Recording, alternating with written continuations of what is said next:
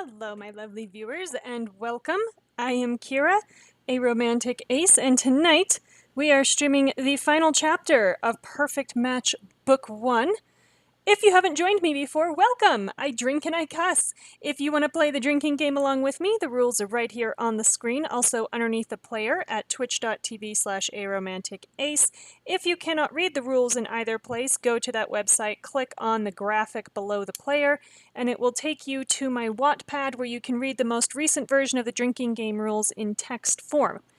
Also, if you haven't joined me before, the story so far, so we are playing as Kira, a former resident of New York City who has been, well, now we've been kidnapped, but we got away, by the nefarious corporation Eros, which was masquerading as a dating service to which our cousin Nadia turned us on after she met the love of her life, Steve. We met the love of our life, Hayden, now Chloe.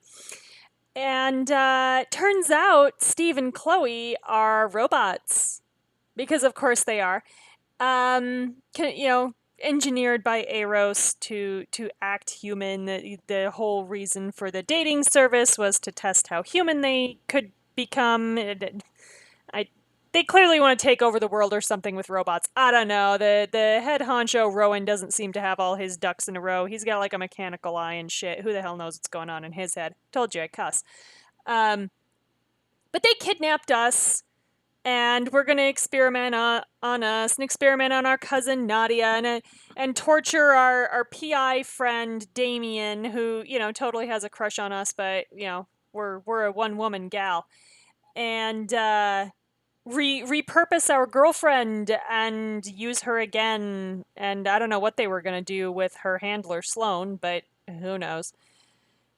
Anyway, we escaped. We're trying to bust our girlfriend out. They've made a clone of our girlfriend who's called Harley after a relative of the head honchos here, which is its own full level of creepy. So now we're inside the facility. They know we're here, and now all the matches, I guess, are going to come and try to kill us. So that'll be fun. We've got Steve with us. We've got Chloe with us, our girlfriend. We've got our cousin and our PI friend, and we let our PI friend's ex, the Interpol agent, go because she betrayed us once, was going to betray us again, out and out told us she was going to let us all die because she was just going to save him. And the game tried to make us feel guilty for letting her walk away, and I'm not having that nonsense. So, with that, we will go ahead and start the final chapter. So the stinger for chapter 16 says... Get this thing up. Aha! Staring down a horde of matches under Eros' control. Will you survive the final showdown? Let's find out!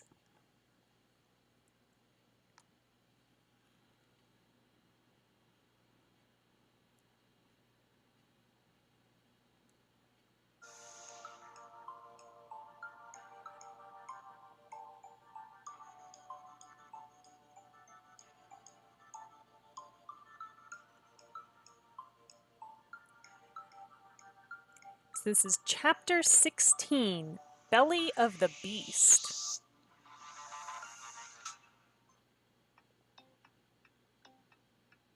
Alarms blare over the speakers, echoing throughout the Eros facility. An emotionless recorded voice repeats over the sirens. Operation Hive Mind is now in effect. Repeat. Operation Hive Mind is now in effect.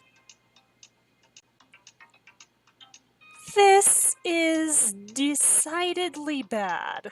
Oh boy, yep, we're all gonna die. It's fine. What does this mean? The matches. We're all being linked. Oh, joy! Does this mean Chloe and Steve are gonna go under too, or are they a little too independent? It's true. I can feel it. Our senses are now connected. Anything we see, Eros sees. Okay, yeah, this could turn out badly. Meaning that every match in the building is effectively a walking security camera. A security camera that can punch us, by the way. This sounds great. Then that's probably not ideal, huh? Not so much with the ideal there, Nadia. No. You look over to the far side of the room, where along the wall a dozen matches turn their heads to you. Yeah, so bipedal, this is robots. Yeah, this is replicants, basically. This is Blade Runner replicants. Yeah, as far as we can tell.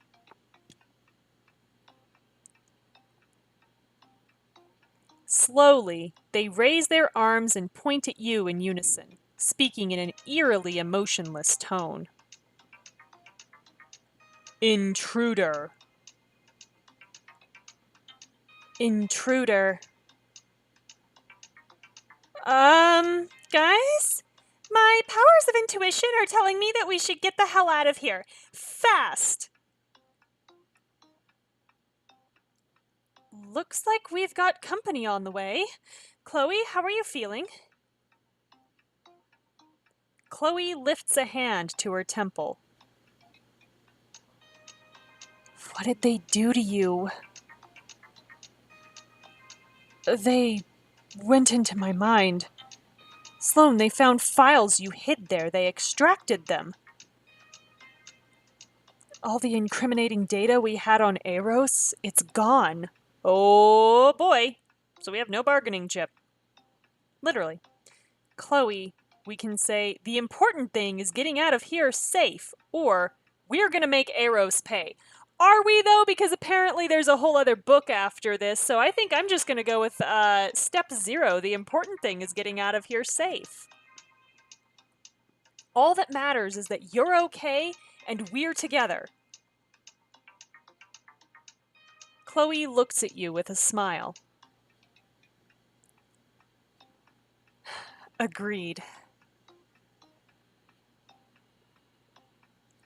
The thunderous sound of boots crescendos as a battalion of guards storms into the far end of the corridor.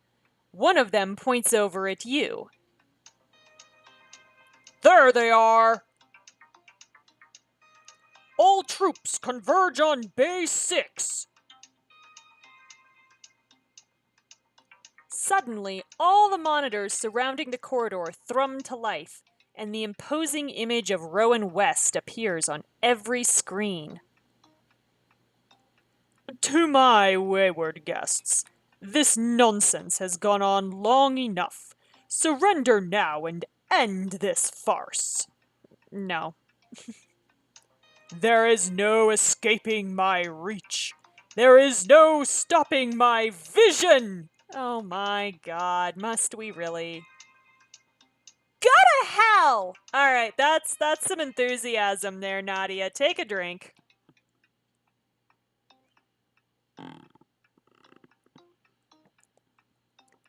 I don't think he can hear you, Nadia. Why not? His walking security cameras have ears. And yes, this is a weird outfit to do espionage in, but you know what? I paid for this outfit. And we were walking outside in the snow. I needed sunglasses, and nothing I had was warmer than this anyway. So, you know what? I went with the sunglasses. You know, like you do. Looks like we're gearing up for a fight. Chloe, we could really use some robotic strength. Steve is also here, by the way. I don't think that's gonna work. Matches are designed so that they can't physically harm humans. They can't even use weapons unless they're non-lethal, like tasers. Oh, I just heard a giant loophole there, Sloan. Because what do you think all those matches... Do you really think all those matches that they're pulling off the walls, like, are just gonna peacefully take us in? I don't think so. Nothing can stop his vision, but his hearing isn't what it used to be. Yup. Yup. Very much so. Chloe concentrates on the masked guards for a moment.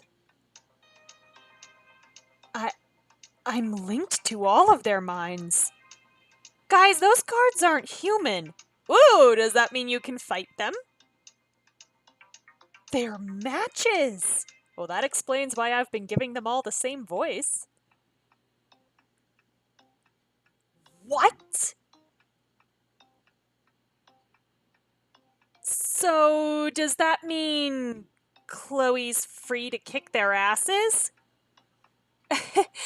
If this is a dating service, what if the partner was into BDSM, the whole, like, not able to harm humans thing? See, they never intended any of the relationships to get all that serious. Anytime a relationship got serious like that, they pulled the match.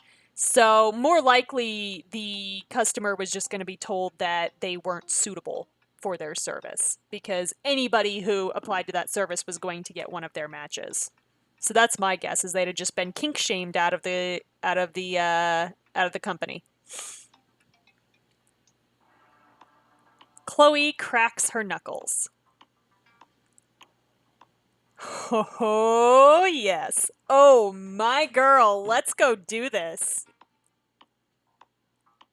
You look to Sloane, who has found a computer terminal and types away furiously.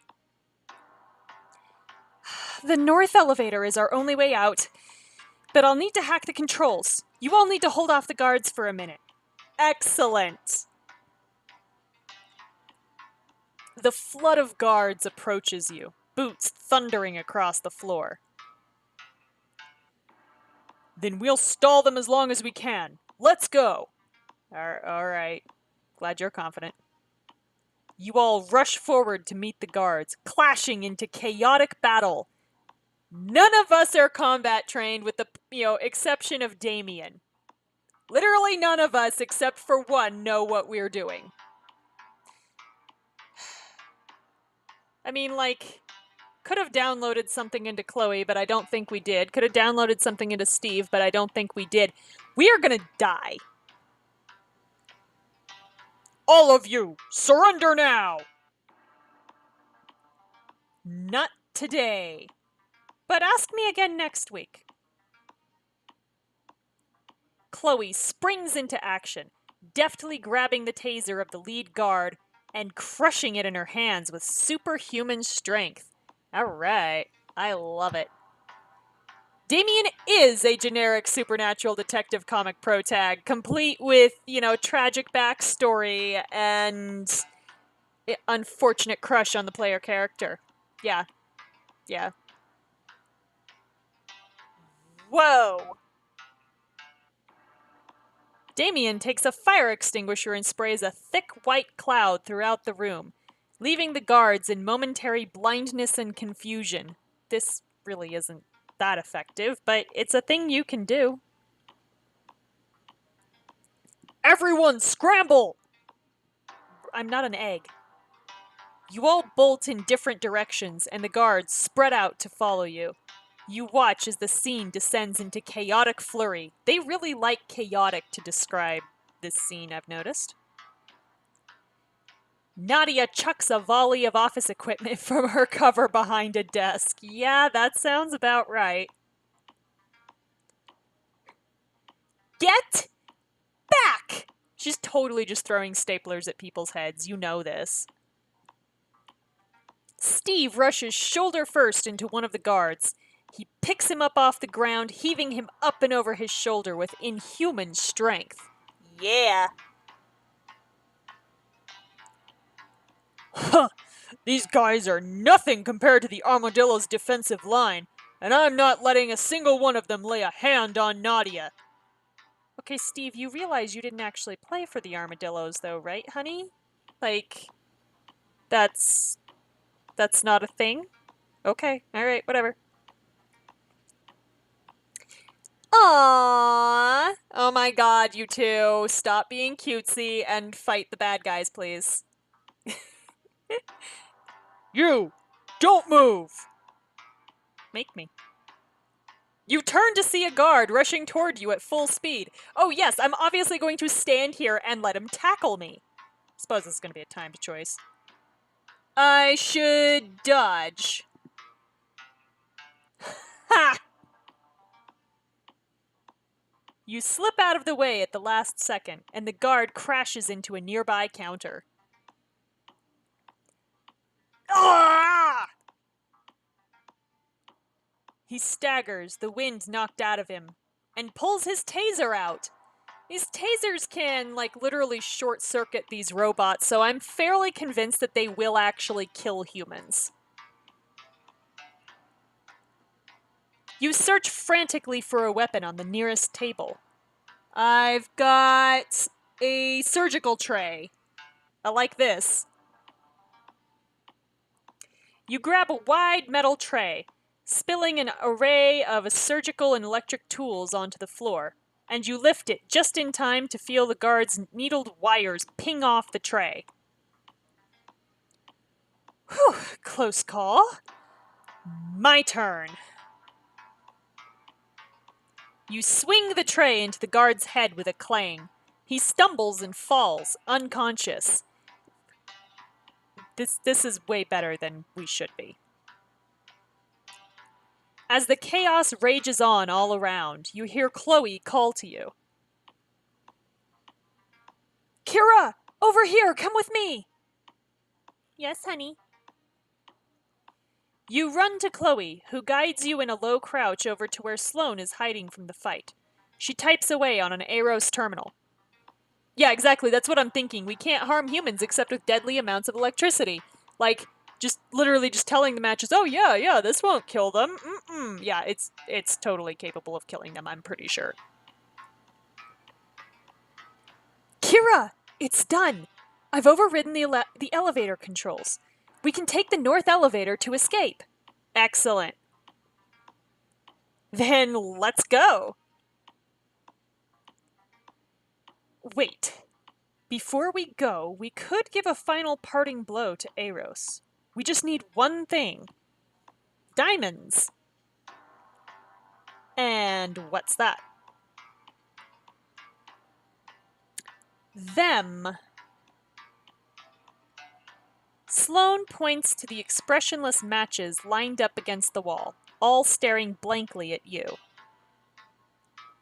It just dude and gal looking at me, just looking. At this stage, these units are all blank slates, awaiting identities to be assigned to them. If I upload the right personality, they can help us fight back against the guards. This sounds like a violation of consent, but... And destroy this whole facility.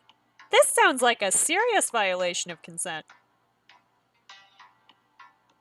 You can do that? Sloane found where the power generators are. If the matches sabotage them just right, we can get out of here and then blow this place sky high. That's a lot of enthusiasm from Chloe, too. Take another drink.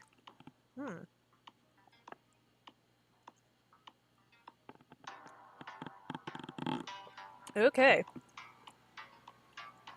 Even if it doesn't stop Aros, it will slow them down. And hit Rowan where it hurts.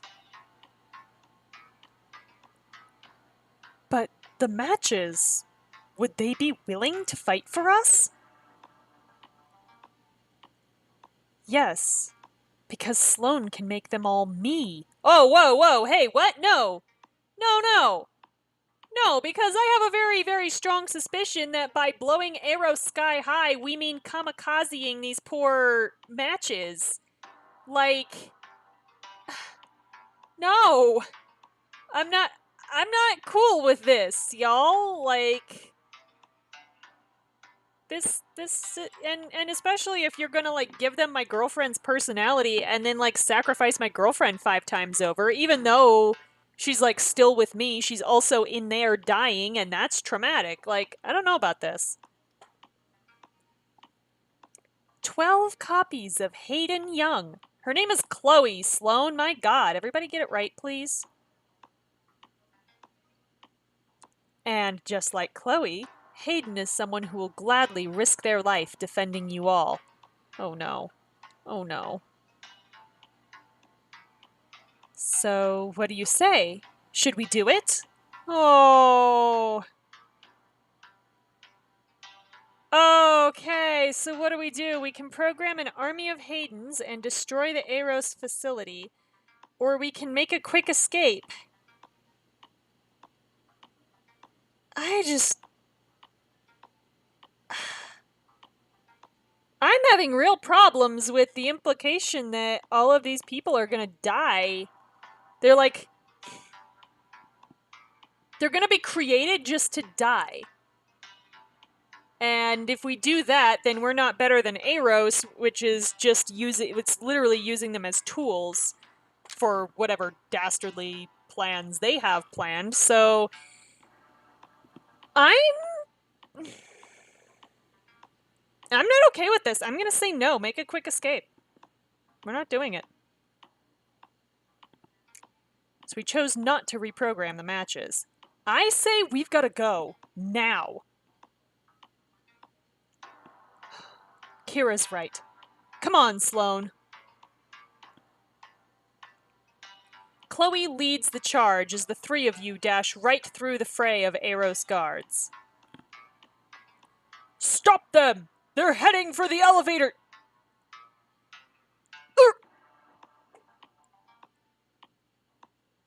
Chloe lunges with a vicious elbow to the guard's gut, knocking him skidding to the ground. And stay down! Atta girl.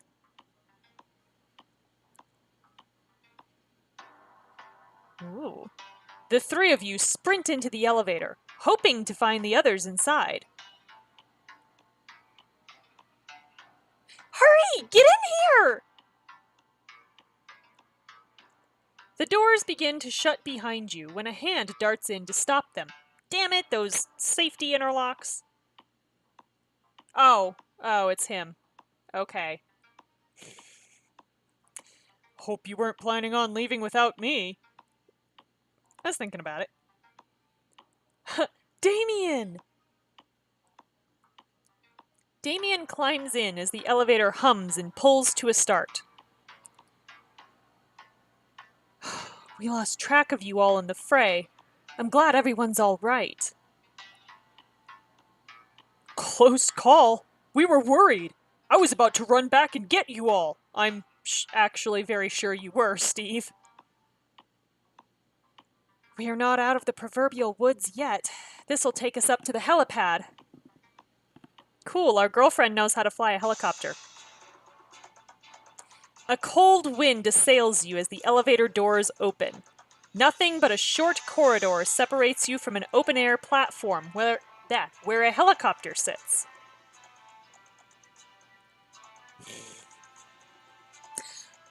Everyone get to the chopper!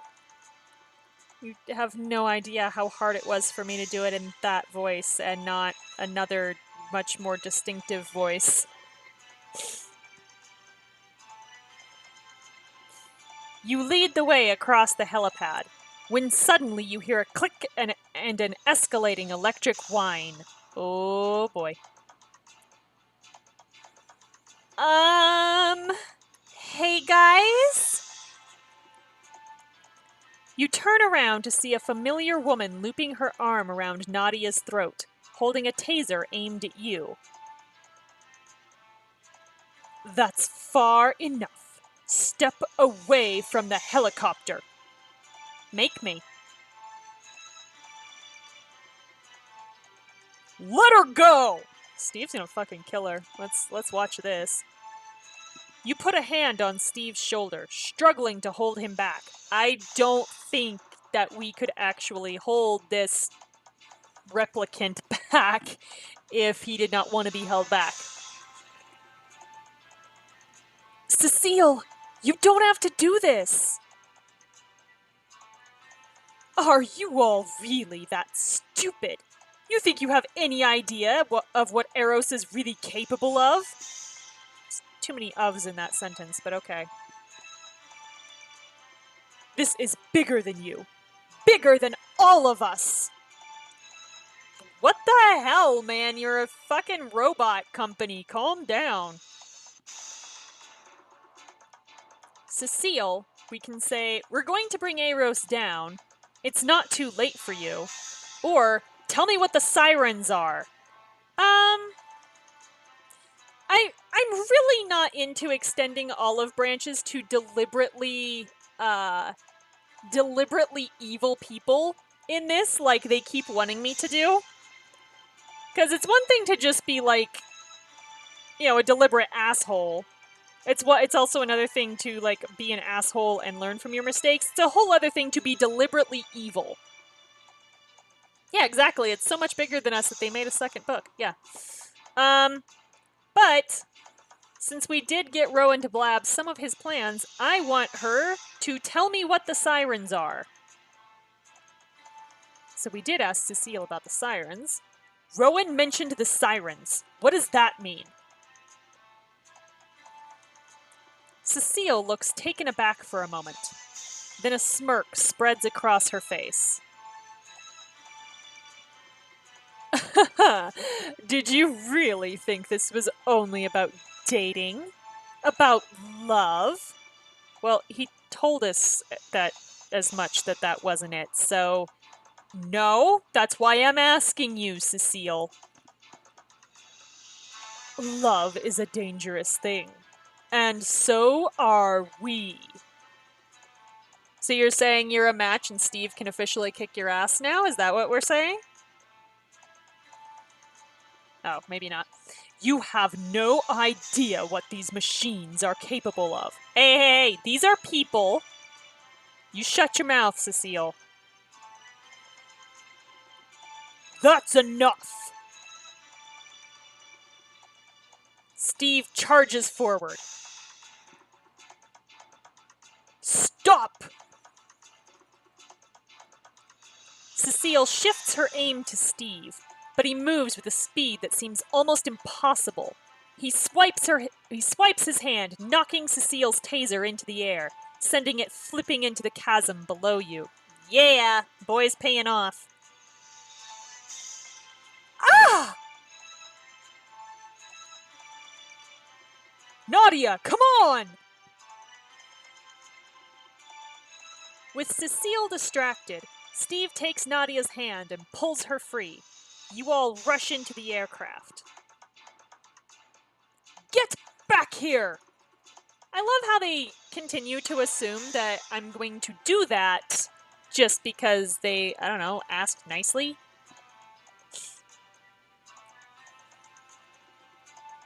Inside, Chloe climbs onto the pilot's seat and begins initiating takeoff.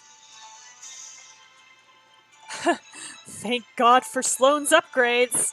I have a feeling we would have been asked to buy that again if we hadn't done that earlier. The aircraft lifts off from the pad, and soon the Aeros facility sinks away below you.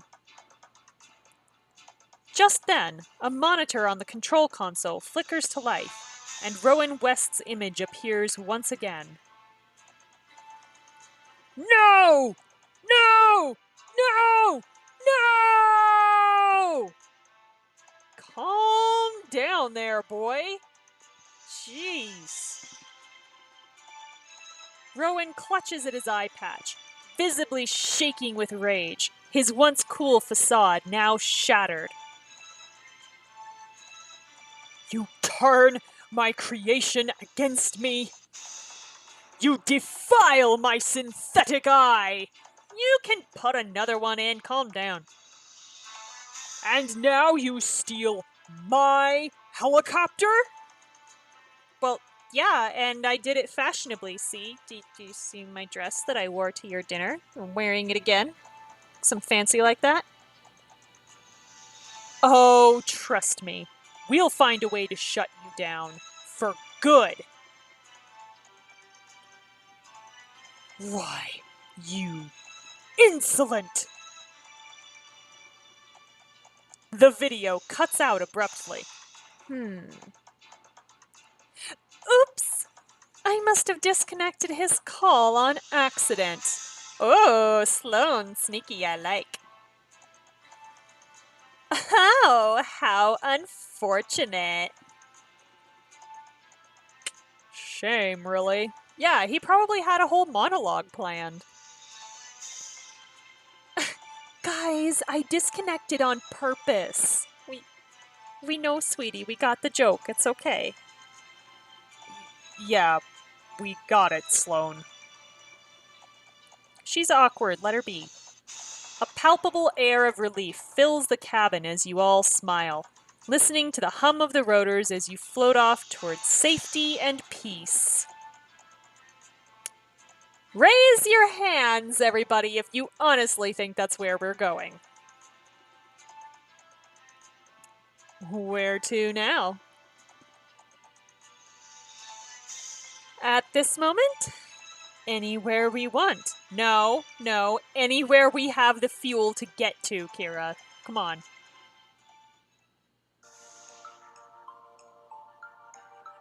Two days later, I can't believe it. We're in Paris! Okay, the enthusiasm tonight. Wow.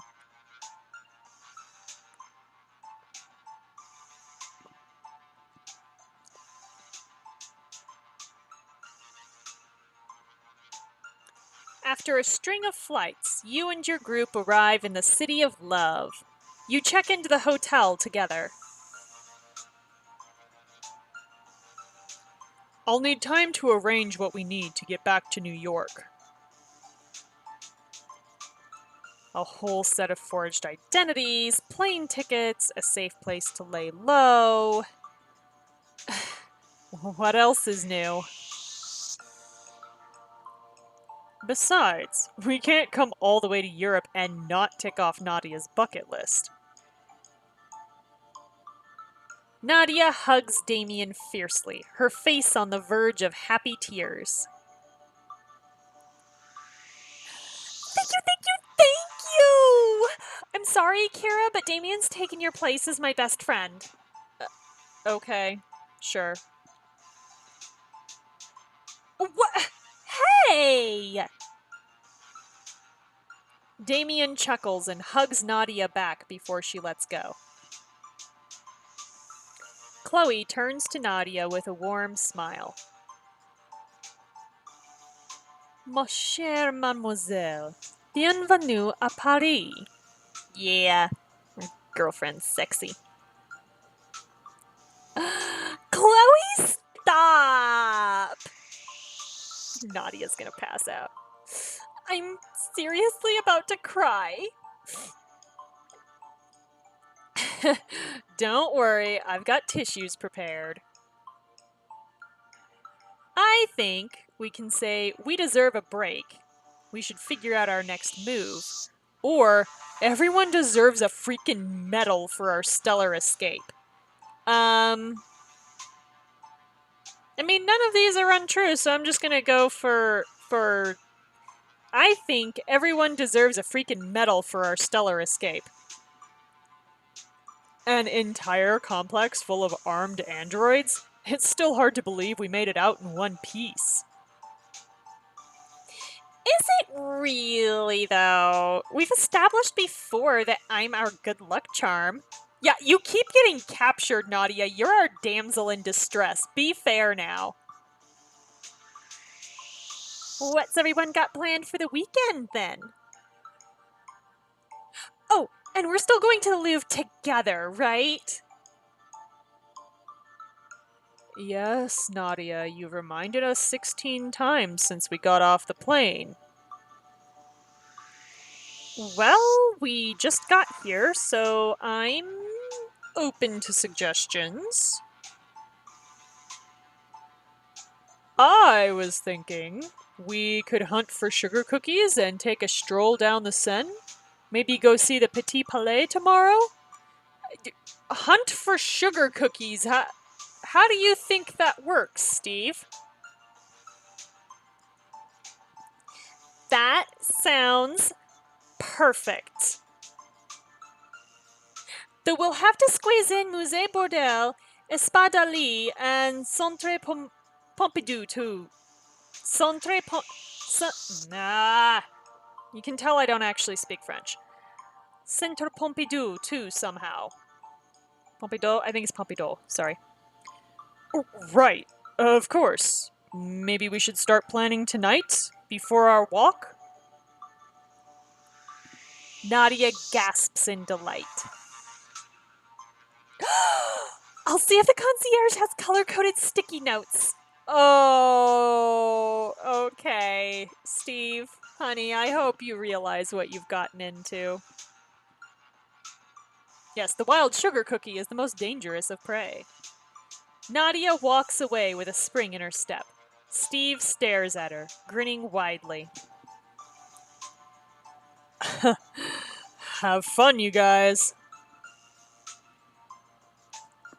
You all bid him goodbye. Sloane returns from the front desk, holding key cards. I stuttered once, but I managed to get rooms for the rest of us. Perfect. I'm gonna head outside for a second for some fresh air. And I'm ready to wash this jet lag off of me. So you say. Chloe heads upstairs while Damien saunters through the revolving glass door. And you, Kira? Is your itinerary as booked up as Nadia's? Hell no, my itinerary is the fucking bed. No? Why? Sloane fixes her glasses. There's a world-famous midnight dessert buffet at Le Soleil à la Lune. I'd like to see what Parisians have to offer, and also fall asleep with a belly full of sugar. The health implications are awful, but... Throw all caution to the wind, Sloane. It's a once-in-a-lifetime thing. Agreed. Well, you're welcome to join me whenever you're free this weekend. I'll think about it. Sloane unfolds a traditional map of the city from her pocket and leaves, looking cheerful. Before heading upstairs, you decide to check on Damien outside. We're gonna make the rounds now, I presume. You catch him queuing at the hotel's taxi line. Yeah, fresh air, huh? The Office of Fake Identities is probably closed at this hour. Damien sees you and grins. First off, there's no such thing that you're willing to talk about in public, my dude. And second, I was about to meet up with a contact over drinks. Then I overheard these two friends talking about the Eiffel Tower. He shakes his head with a smile. Maybe we can check it out before we leave? I may be into that. A cab stops before both of you, and Damien gets in with ease. How do you saunter through a revolving door? This is a good question. Think about it, and let me know. Will do.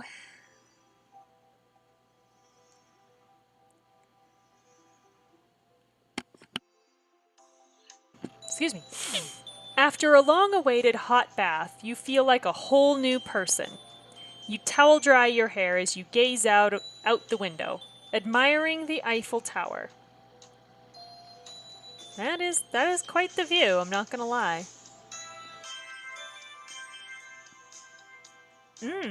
This is your chance to change into a different outfit for a Parisian night out. Well, we don't have that many, so this is our casual outfit. It's the only one we've bought. The glamorous outfits are the only ones that we've bought are... Let's see. So there's that one, which we haven't bought. That one, which we haven't bought. So Be My Valentine, Lovely Lace, Poke. Girl Boss. Okay. Emerald Empress.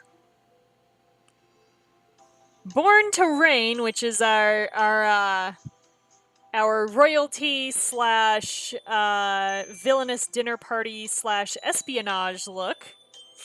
Yeah, most of the outfits and choices are not actually super flattering on the models. Just like that's actually one of the better ones because you can't actually see her hips. So it makes her torso look really short, but it actually makes her hips look like they fit her shoulders. And I think I figured out why this is because you see almost the exact same body proportions on what are absolutely cartoon style characters in Endless Summer. So I think that's actually the problem is they're just the exact same body. And I'm like, well, that explains some shit. Because you can't just those aren't interchangeable, people. They're really not. But yeah, I think that's the. I know we have like a denim dress laying around somewhere. Plum Princess. Yeah, see, there's our other glamorous one. I think I'm gonna go with this one. This is less. This is less like tourist pretending to be glamorous. I think I'm just gonna go with this. We are all done. I'm not gonna change my hair. Pleased with your choice, you open the door to find Chloe. Kira, I don't know why I'm surprised. This is your room. You both laugh. What's up? The only thing I have planned so far is a walk down Pont Alexander III. We passed it on our way here, and it's not a bad place to see Paris from. It looks stunning. And I believe it also overlooks the Seine? It does. I hoped you'd want to come with me. You don't have to, of course, but I'm extending an invitation nonetheless. Invitation received. Chloe rocks on the balls of her feet, as if reluctant to leave. Oh, my girl is so nervous. Why is she nervous? We love her. You feel magnetized by her gaze, but she eventually breaks away. All right then, I'm gonna hunt for some late-night snacks before bed. She takes off and shoots you one last smile over her shoulder. Why are we all like going, no, I don't want to be alone. Like, I'm in a strange city. I don't know anybody. We're on the run from a villainous corporation. I don't want to be alone. I'm worried about my friends being alone. Like, come back. Less than half an hour ago, I didn't know what to do. I should be more careful of what I wish for. You recount everyone's plans. There's Damien in the Eiffel Tower. He just smiles even though he's not there. Sloane and the dessert buffet.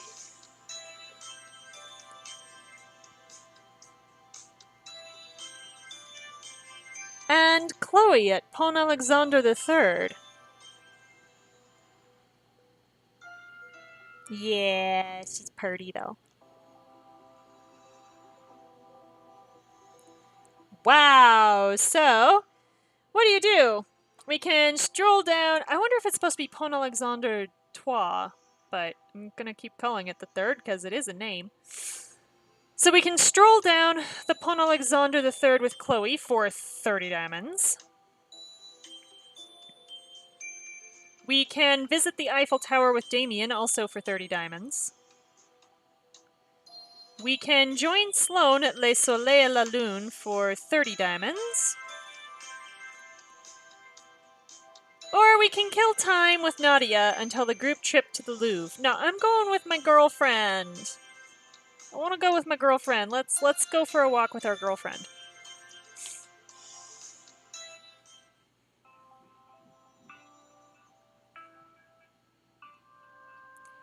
After shooting a text to Chloe, you agree to meet at Pont Alexander III.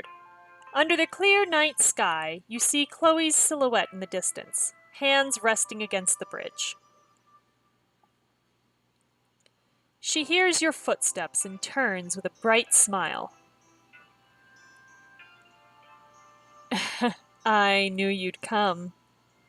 Well, yeah, because I sent you a text. Huh, how presumptuous. Chloe laughs and extends her hand. The smiles on these models all look like they've just been microaggressioned, but they don't feel comfortable saying anything. Yeah, I can see that. It's the very, okay smile. You take it, and she pulls you into a deep kiss. Hi. Hi. You gaze into each other's eyes for a moment, grinning broadly. Chloe clears her throat after a moment. There's so many moments. I got us something. She pulls a bottle of wine and 2 glasses from near her feet. Excellent! She's trying to get me drunk. I love this girl. This feels a little familiar. I'm feeling a little nostalgic. Humor me. She pulls the cork with a pop and pours you a glass. That's right, our girl doesn't need a corkscrew. Alright, so... I presume Shiraz is cheers, perhaps in French, but someone is drinking in the game, so take a drink. Cheers.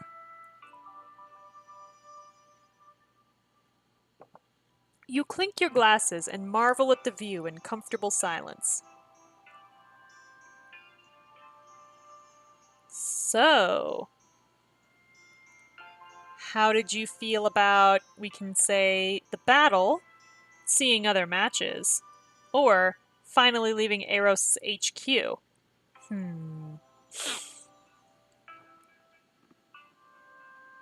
I feel like it would be really weird. Be really weird for her to fight other matches, but it would also be really weird just to see them. So I think I'm not going to ask her about how she felt fighting people, and just how did you feel about seeing other matches? I doubt it's the last we've heard of them. But tonight's not for worrying. What about you? Wow, that was one hell of an evasion there, Chloe. Ooh. Sloane told me about Harley and what Eros did to you. When I saw Harley, we can say, was terrified, knew it wasn't you, or thought your alter ego looked hot. Wow, no. That's, no. No. Honestly, when I saw Harley, I knew it wasn't you. They warped your best qualities and turned you into someone unrecognizable. Doesn't matter what skin they wrapped Harley in, I knew it was a lie. You never would have said the things she said. I'm sorry you had to go through that. We're here right now, together, and that's what matters, right? She smiles weakly and takes a sip of her drink. Take another drink.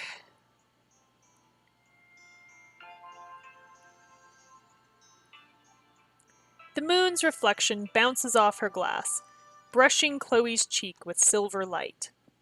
Oh my god, that would look so pretty on her skin tone. How do you open your mouth and tell someone you don't feel real? Wow, what? Sweetie.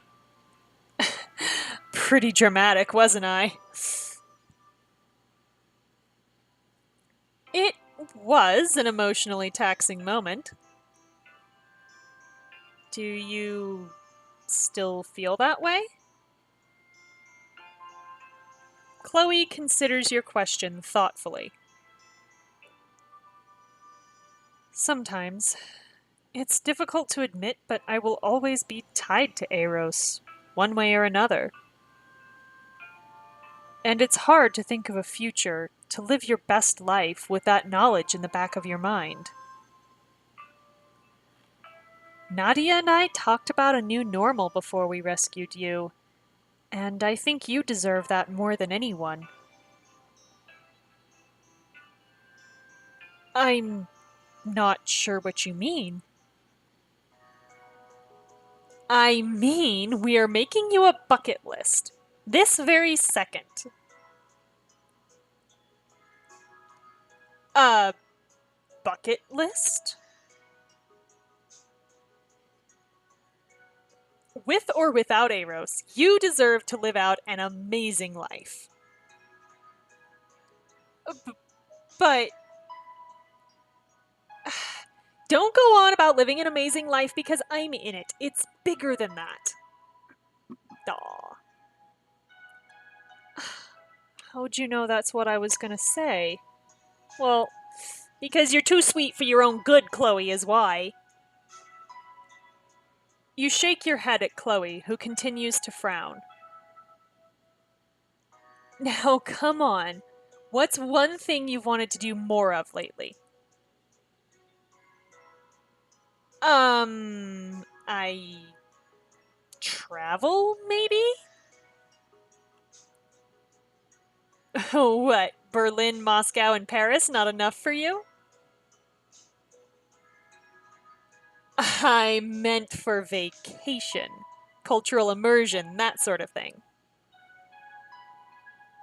Okay, where to? I don't know. What would you choose? Hey, Chloe, I'm asking you. What the hell, Kira? Ugh. I'd choose, so we can say, somewhere tropical and serene. A crowded place with flashing lights. We lived in New York City! Or a historic site riddled with stories. I like history. I go for historics. Well, No, I'm gonna stick with it. A historic site riddled with stories. Like Appadorwald? Who knows? It could actually exist. So, we made in the USA. I don't know why it's called that. We chose a bucket list destination.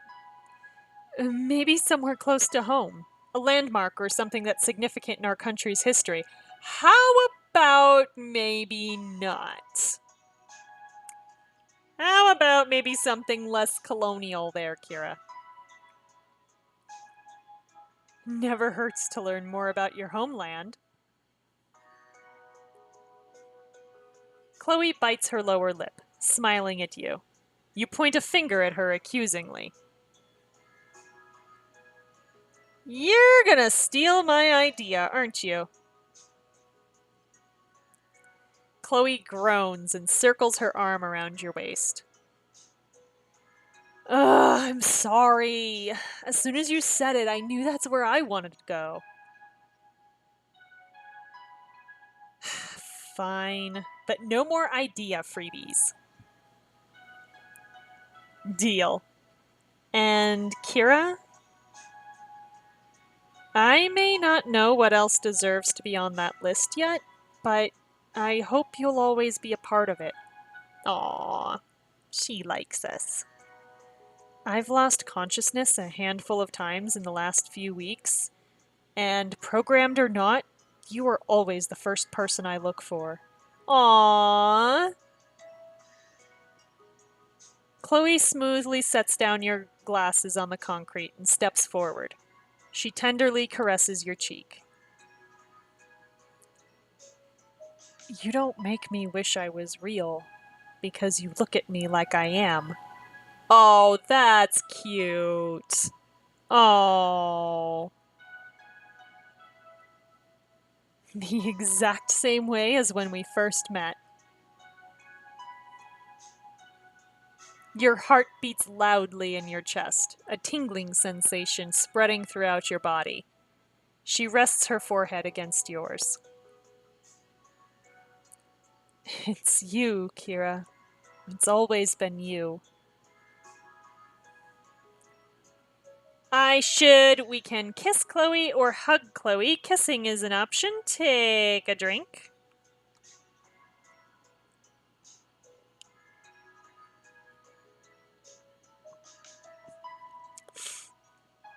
And let's kiss her. Smooch. You lean forward and brush your lips against Chloe's. You feel her smile as she kisses you deeper.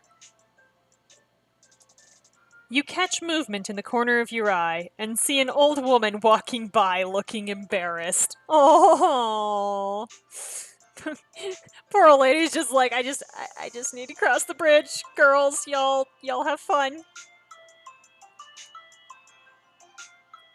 I forgot that we were in the middle of the city. People can kiss in public, Chloe. Good grief. In the dead of night. But still in public. Chloe kisses you again in spite of herself, and you find it difficult to catch your breath when she pulls away. Okay, see, you're actually supposed to, like, take moments to breathe while you're kissing. Like, you know, you're supposed to, like, kind of, like, pull back and take a breath and then go back in. Like, there's a rhythm to establish here. Now, what do you say we continue this somewhere a bit more private? Well, we can say, where did you have in mind? Or, it's getting a bit late. I don't know, Chloe, where did you have in mind? Chloe's eyes glint with mischief as she grabs your hand. Kira, run. Without a second thought, you take off beside Chloe, lantern lights streaming past your vision in a blur of gold. Oh my god, they're adorable. Then wind whips against your face, and you close your eyes to savor it. Just a little farther. Chloe leads you down a set of stairs and to an alcove under the bridge. Oh, she wasn't kidding when she said just a little more private. Oh my. Oh my. Choices, your kinks are showing again. You got a very particular set of kinks that you trot out. This is one of them. As soon as you're both cloaked by the shadows, she turns to you with a smirk. The hotel was a little too far for my taste. Oh my god, we're gonna get dirt in places, Chloe. I can't say I disagree. A single beat passes, your breaths amplified in the silence. Before you meet in the middle, your arms lock around her neck, and your lips lock hungrily. They repeat a lot of words in this chapter. This is really odd. Chloe groans quietly as she presses you against the wall. Kira. Chloe drops to her knees while keeping her eyes on yours. Okay. Your fingers stray into her soft hair as she bunches your skirt up your waist. Good thing I wore a dress. You close her eyes. Wow, okay, that made no sense. You close your eyes as her mouth touches your skin. Adrenaline courses through you, setting your body slowly alight. That's not adrenaline, but okay. Oh, God. Your gasps and moans bounce against the walls. Chloe's hands on the back of your thighs hold you firmly in place, even as you try to squirm away from the overwhelming pleasure. Okay. Yes! Yes! Yes! I can't be serious, I'm sorry. Seconds before... Wow! Seconds before your climax, Chloe stands abruptly and kisses you hard on the mouth. You fucking tease. Girl! Girl! Quiet, baby. Too late. She refuses to let you catch your breath, picking up where she left off with her meticulous fingers. You grab onto her shoulders to keep your knees from buckling. Under her intense gaze and a single whispered command, you unravel completely. So we hooked up under the bridge. Oh, Chloe! It's as close as you're gonna get. You and Chloe walk down Pont Alexandre III with fingers interlaced. I have a feeling nobody washed their hands. That was... Yup. You turn to each other, wearing the same love-struck grin. Chloe kisses your cheek, and you admire the view of Paris together.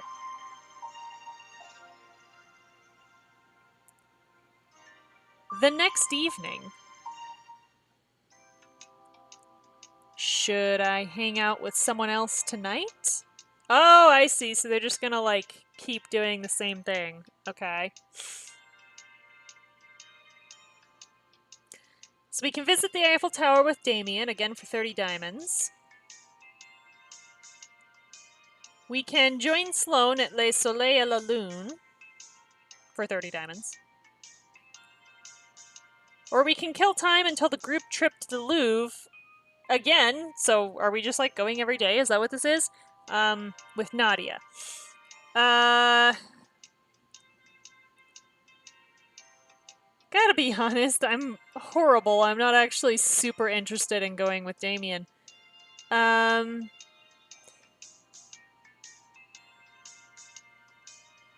I'll join Sloane for some pastries. Why not?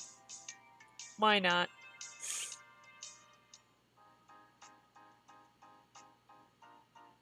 You enter the dessert buffet and the smell of pastries, sugar, and chocolate washes over you. I have died and gone to heaven. It's an all-you-can-eat dessert buffet. The perfect way to try all the pastries unique to France. I didn't know all-you-can-eat dessert buffets were a thing, but I'm so glad that they are. You settle at a cozy table for two. A waiter offers you each a plate, and you make your selection from the display case before returning to your seat. So what do we want to eat? We can have this thing, which is some kind of, like, cupcake-ish thing. We can have chocolate souffle, or we can have macarons. I want souffle, damn it. Something I can't eat, so I want her to eat it. Sloane takes a bite of the souffle and closes her eyes, savoring it with a light moan. Should I leave the two of you alone? You and the souffle seem to be having a moment. It's delicious, okay? She quickly takes another bite to avoid answering your questions. Oh, Sloane, honey. That's adorable. So we'll try this thing next. I want that one. I don't know what it is, but it's so cute, I just want to bite it. That's a religües. It's two cream puffs on top of each other. I think, yeah, I don't know. Why have one cream puff when you can have two? You both bite into your pastries and savor the delicious cream inside. You know a lot about French pastries. Have you been to Paris before?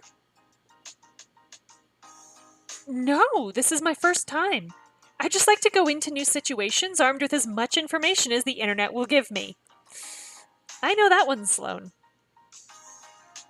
You all think I'm so smart. Eventually, you will realize I'm actually useless without an internet connection. So are we all, Sloane, trust me. It's fine. We think you're a genius because you can create robot brains. Pretty sure you didn't get that from the internet. And finally, we will eat the macarons. These are French pastries I am very familiar with. Although they never taste as good as they look in those artsy aesthetic pictures online. My mom makes macarons for every holiday. When I was little, I thought it was magic. That the oven had some secret powers or something. Oh, stop it. I'm gonna die of cute. The individual ingredients tasted awful.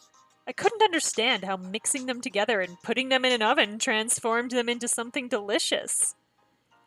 I mean, child logic, it works.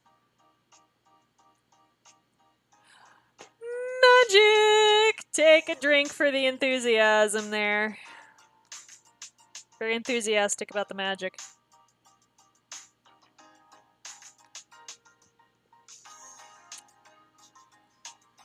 Or, as my mom later explained, science!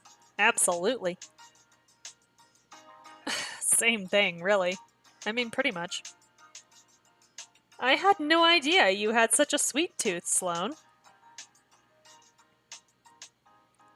Normally, I make sure to eat the appropriate balance of vitamins and nutrients according to the latest medical science. Yeah, with all the bad small number statistics that get published just because people need more funding. Yeah. But, as Nadia would say, we're in Paris! That is a terrible Nadia impression. You're right. My voice isn't capable of being that high-pitched. Oh, Sloane, honey. It's okay. Don't worry, no one's is. So, tell me something else I don't know about you. Like, we can say, what's the craziest thing you've ever done? Or, is there anything you're really bad at? Gonna go with the one that maybe embarrasses her just a little bit less. What's the craziest thing you've ever done? And I mean, besides busting Chloe out of Eros and running away with us. Before all of that. Something normal crazy. Well, right out of high school, I had a huge crush on this girl I met on the internet. After 6 months of flirting, we finally decided to meet in person, so I drove 3 hours to meet her. Isn't that really unsafe? Oh, my mom knew where I was going. I called her before and after the meeting, and we met in a public place. It wasn't that bad. But I drove all that way, got there, and neither of us could find a thing to say. We just sat there, awkwardly. Oh, honey. I'm sorry. Oh, no. It was just so much harder to talk to her face to face. I froze up. It was awful. I wasn't even there, and I can feel the awkward. Sloane laughs at herself, and you join in with her. I really like talking to you like this, away from the danger and threats on our life. It's great getting to know the real you. I hope you know, even though I had to keep things a secret and lie to you about my work with Eros, I never pretended to be someone else, not in any way that matters. I'm not that good at acting, like, at all. Meeting someone face to face for the first time after getting to know them online for a while means that you have loads to talk about. I would think so too. Like, I've never. Mainly it's just like comparing hand size, though. I've never met anybody in person after knowing them online, like strictly online for any period of time. So yeah, I have no frame of reference. I think they're just trying to go for like the awkward girl doesn't know how to talk to girls thing, but like, yeah, it comes off kind of strange. I don't know. They're trying to emphasize to us that Sloane is socially awkward, which we already know. So, sure. But yeah. No, I imagine you're not. Even though some of the facts of my life as you knew it weren't true, I've always been myself around you. That's good to know, Sloane. Thank you. I officially declare it's time for seconds. But we've already tried 3. Yeah, but we gotta go back for more of them. What's the point of an all-you-can-eat dessert buffet if you're not going to all-you-can-eat the desserts? Woman has a point. To sample new foods without the fear of wasting money if you don't like it? And also to eat all the things because you paid not a small amount of money to do this usually.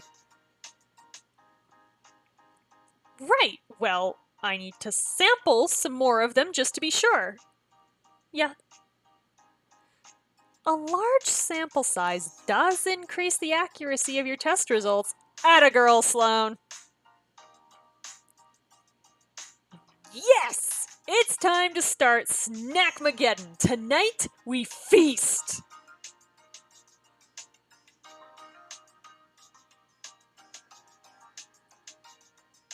So full. You may have to roll me out of here. I know. Now I want chocolate, and like, all I have are jelly beans and Oreos, which are not good enough after reading about chocolate souffle and whatnot. I'm just as full as you are. Be strong, Kira. Go on without me. Live your life. Be happy. It's kind of how I envision this ending. My only regret is that I have no more room for more religious puffs. Religious puffs. I don't know. Religious? You ate so many desserts with Sloane in Paris as our achievement. I love it. Mmm. Cream puffs.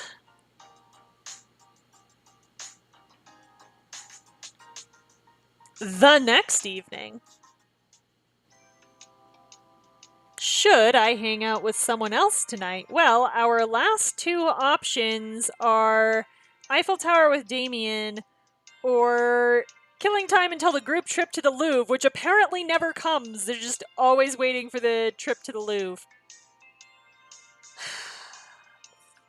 Fine, I will go visit the Eiffel Tower with my third wheel. I know Sloane's supposed to be a third wheel too, but she's less third wheely. You and Damien reach the top of the Eiffel Tower and see the city of Paris lit up below you. And it's very pretty.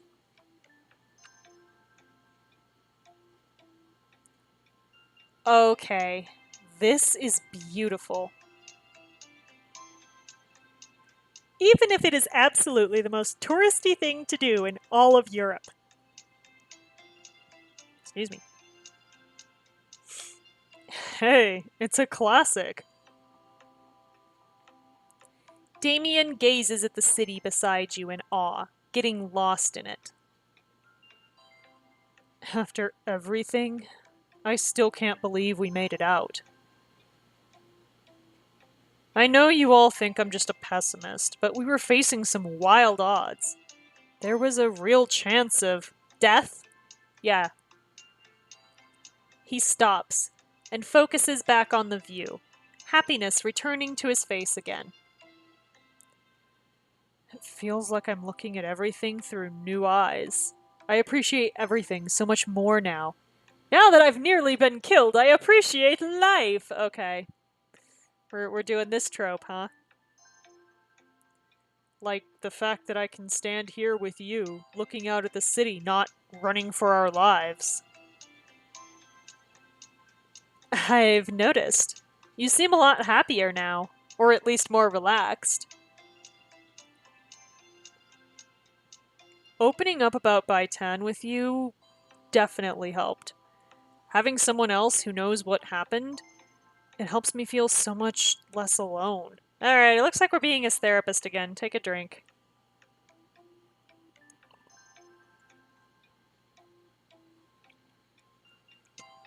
We're okay now, Damien. Even if we didn't stop Eros for good, we dealt them a serious blow. We've been through a lot. How are you holding up? Oh, he's actually gonna reciprocate. Okay. Things with Eros were pretty intense. We can say, I'm just glad we made it out safe. All those matches were so creepy. Or, but it's starting to feel normal. This is not normal.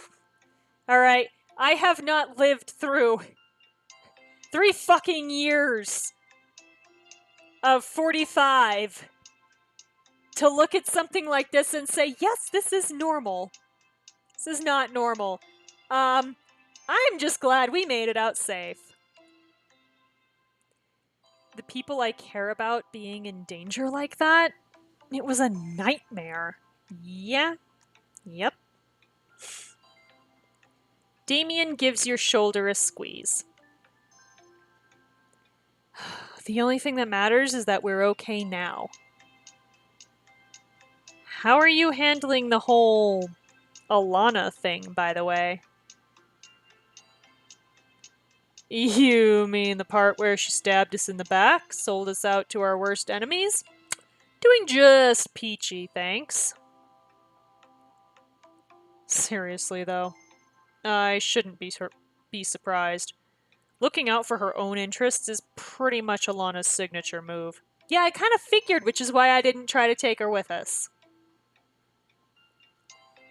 This time, though, you were one of her own interests.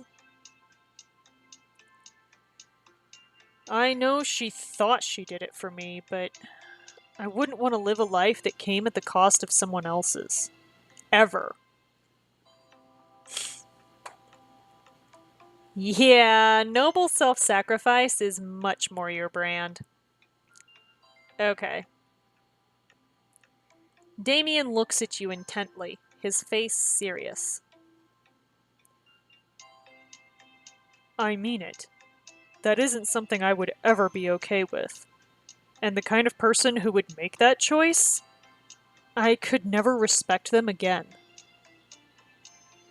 But you charged back into danger for everyone else with no hesitation. Well, yeah, 'cause I'm the player character, I drive the plot, sweetie. That's the kind of person I can look up to. I might be starting to get used to Alana betraying me, but how about you? Am I used to Alana betraying me, or is that what you're asking me? That is what he's asking me. Alana's betrayal hurt, we can say, and I'm still furious. But she could be a good ally. Or, but she's so hot, though. What? Kira, no! Kira, no! Stop being so thirsty, woman. Alana's betrayal hurt, and I'm still furious. I know those feelings well. Just remember, holding on to that anger doesn't hurt her at all. It just hurts you. I don't care. That is a very Nadia thing for you to say, Damien. She may have had similar advice for me on my first trip around the Alana betrayal loop. I'll have to let her know how much you appreciate her advice. Oh no. I can already feel her gloating from here. Too late. Scene made. A companionable silence settles between you as the wind ruffles your hair and the city lights sparkle in front of you. So, is this the big date you were going to take me on when we got back to New York? Wait, what?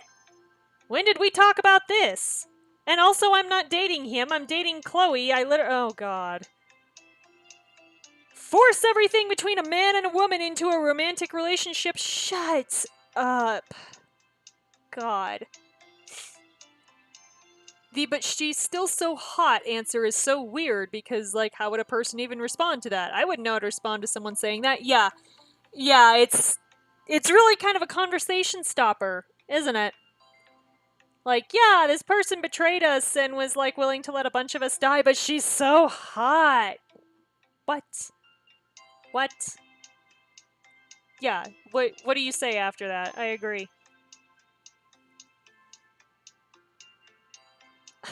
You mean our undate? Yeah, the big conversation where we delve deep into our feelings and fully resolve everything, or whatever, blah blah closure blah. Okay. Glad to see we're both very in tune with our emotions and comfortable with having important, serious talks. Shut up. This isn't New York, and we're not entirely out of danger yet. So I'd like to wait. Again, I have a girlfriend, and I'm not flattered. Sure. Just means I get to look forward to making you buy me drinks. I don't do heart-to-hearts for free, you know. Not with capitalism still in effect. I knew there'd be a catch. You lean against the railing, looking out over the city. I dare you to try and spit off the edge. Ew! Kira, gross. What are you, 5? I'm not nearly drunk enough for this level of nonsense. Oh my god, are we gonna have a flask on our hip? Because I swear to god. Come on! It's not every day you stand on one of the tallest buildings in... You peek over Damien's shoulder at an informational sign. I wonder what it says. Oh. It's not even in the top 10 tallest buildings in the world. Like, at all. No, Kira, it's like 100 years old, sweetie. Not even worth it, then. Come on, let's just enjoy the view. Like normal, civilized adults. So we went to the Eiffel Tower with Damien. Yay! If we have to... You spend the rest of the weekend museum hopping, sightseeing, and wine tasting. Until... You and your friends arrive at the most famous art museum in the world, the Louvre. I am so excited! I've wanted to come here ever since I first started painting. Alright, I feel like we just need to take a gulp for boundless enthusiasm on this one. Just knock it back, y'all.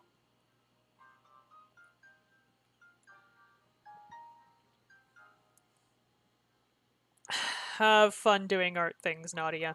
I have to meet with my contact. Oh my god, she's gonna kill you. Damien heads straight for the gift shop with purposeful strides, while the rest of the group splits up to cover different parts of the museum. You hang back, following Nadia as she tries to explain different pieces to Steve. See how she captures the light? It almost looks like it's glowing from within. You're so smart, Nadia. Aww. Steve, focus. Do you see how this man here has a heavenly aura, even in the midst of all the chaos around him? Oh boy. Steve looks at the painting blankly for a moment, then beams at Nadia again. Oh yeah, they're not supposed to be good at looking at art. This is how you know they're not human. They can't appreciate art. I'm sorry. If they can appreciate pretty people, they can appreciate a pretty picture. Aesthetics are aesthetics. I know I can't see all things you see in it. Maybe I never will. But I see how happy it makes you. And I've never seen anything more beautiful. Aww. Nadia smiles and leans her head on Steve's shoulder, squeezing his arm tight. Finally speechless. Alright, does that mean we can turn off the enthusiasm sign?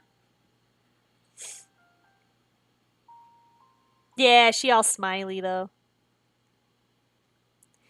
You join up with Chloe and Sloane, who are wandering the museum together.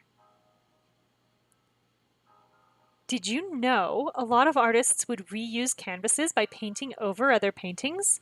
Scientists X-ray the works to find these hidden paintings. I did. Sometimes an artist would paint a commission, but the buyer hated it, so they'd redo it. And the original was entirely different.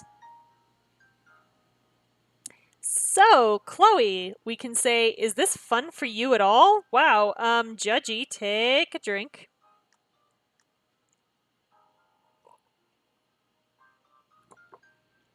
Or, how do you like the paintings? Let's be nice, Kira. How do you like the paintings?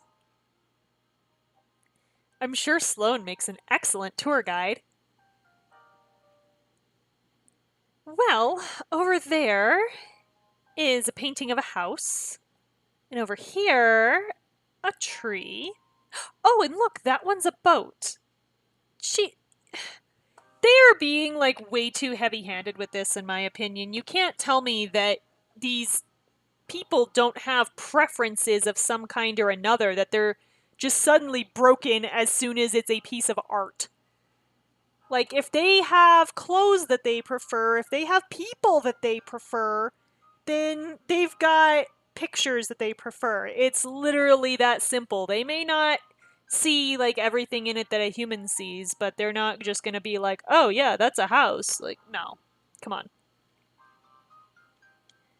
It's like, "Good job, artist. You drew a flower and it looks like a flower."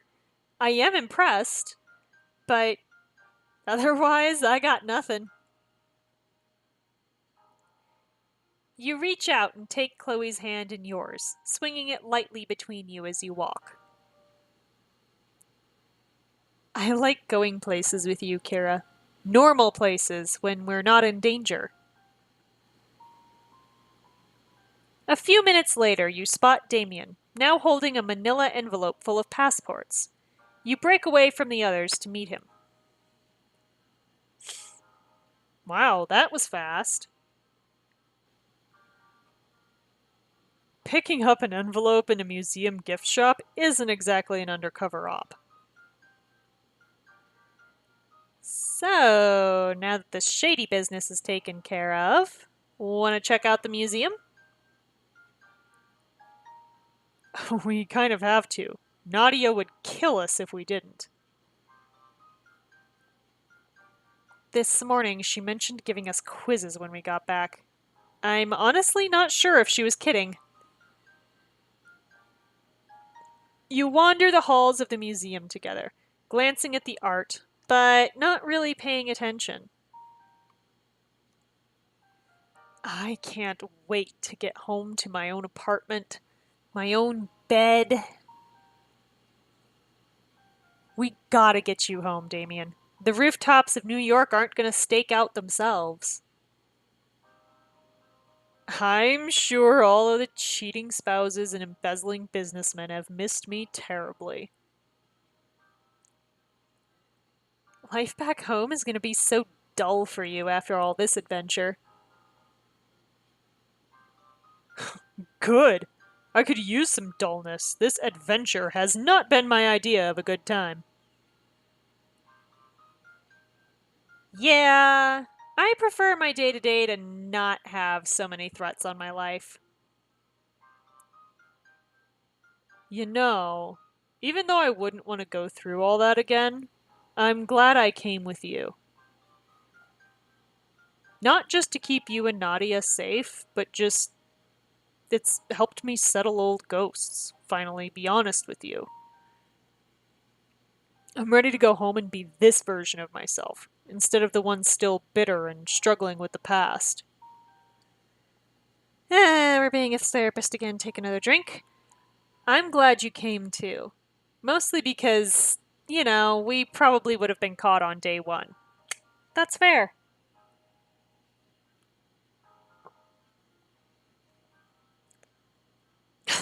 If you even made it that far, you mean? Hey. You look up at the large painting you've stopped in front of. It depicts a man standing on a cliff over a misty valley. We're just going to admire... Oh, I see. It is kind of on the screen. Okay. It's pretty cool seeing things in person that you've only ever seen in textbooks or the internet. I've looked at this painting dozens of times, but seeing it up close, it's so much more real. This painting makes me feel, we can say, bold, afraid, or in awe. I think I'm going to go with this painting makes me feel bold. That guy is facing down the wild unknown. He can go anywhere, do anything. The world is his. What do you make of it? He considers the painting, his eyes roaming the image in contemplation.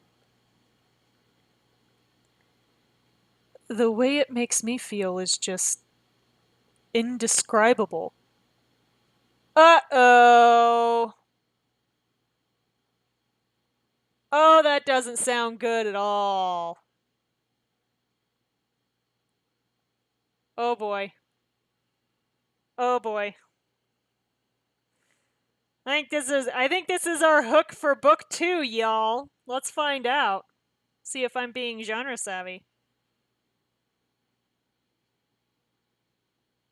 What did you just say?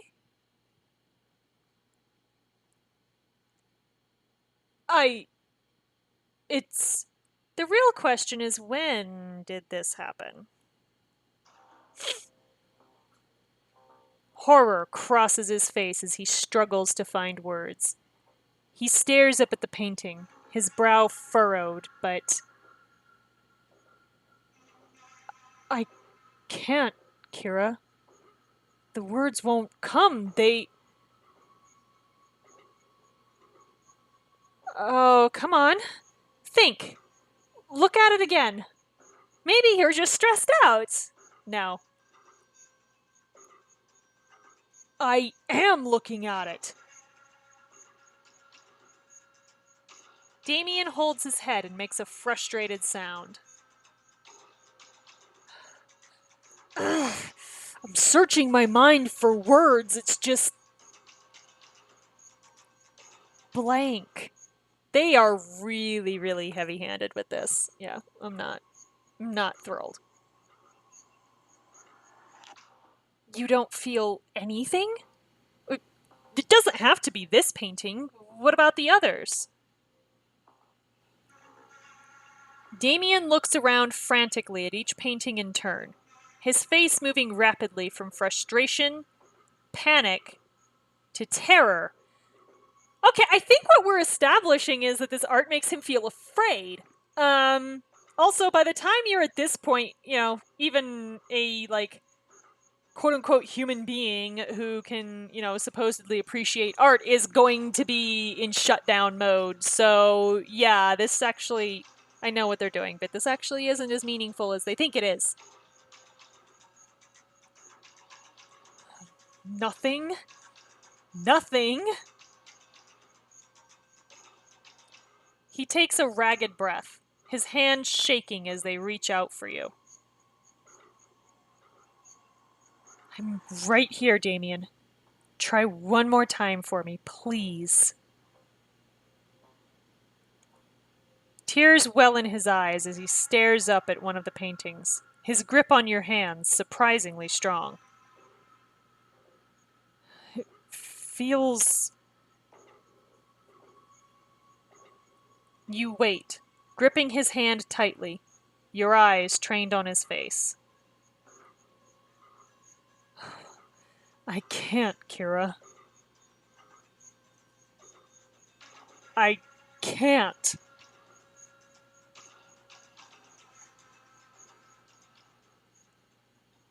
To be continued. Okay, so yeah, I guess the question becomes how long has Damien been a replicant? Yeah, that'd be interesting. Okay, so